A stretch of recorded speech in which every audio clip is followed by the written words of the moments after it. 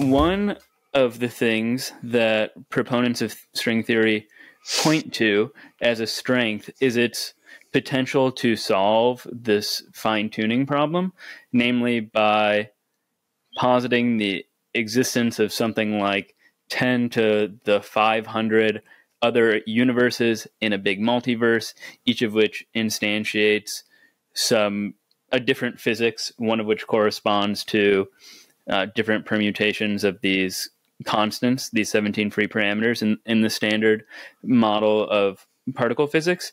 And I am wondering, just facially, why you don't consider, well, you wouldn't be a string theorist unless you worked on string theory, but my understanding is that you don't endorse string theory at this point.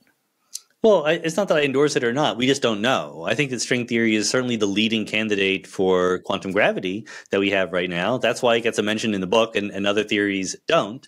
But we don't know. And it turns out to be very, very hard to take ideas from string theory and make specific, surprising empirical predictions with them.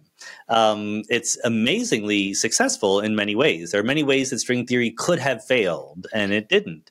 I mean, that's why, it was invented in the late 60s, early 70s, and people didn't really jump on the bandwagon because they thought, it'll eventually fail at some point.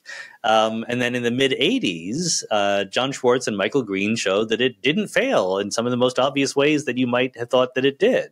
Quantum gravity is hard, and string theory is a consistent theory of quantum gravity, which is pretty amazing. The question is it the right one for the real world? And that we just don't know right now.